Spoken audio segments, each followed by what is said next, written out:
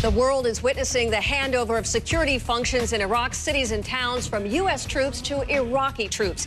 But some worry if Iraqi troops are ready to control the violence. Just today, a huge car bombing killed at least 30 people in Kirkuk, about 235 miles north of Baghdad. And the president talked about the progress and the violence today. Let's go to our CNN senior White House correspondent, Ed Henry. And Ed, what did he say?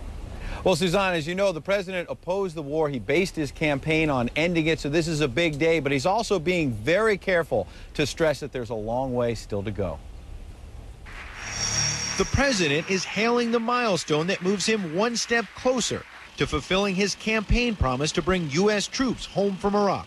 The future belongs to those who build, not those who destroy. And today's transition is further proof that those who have tried to pull Iraq into the abyss of disunion and civil war are on the wrong side of history.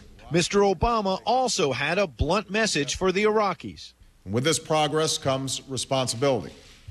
Iraq's future is in the hands of its own people, and Iraq's leaders must now make some hard choices necessary to resolve key political questions. But more than 130,000 U.S. troops remain on the ground in Iraq, and the American people seem anxious to get them home.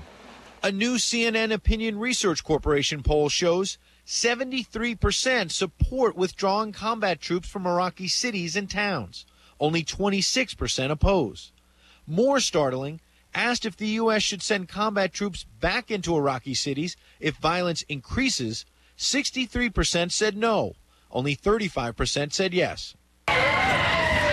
The possibility of violence flaring up again may be one reason spokesman Robert Gibbs would not answer whether the White House believes the U.S. has won the war. I think, without getting into those characterizations, I think this is an important step forward. Has the president ruled out ever declaring victory there? I will keep the banner printers from doing anything crazy.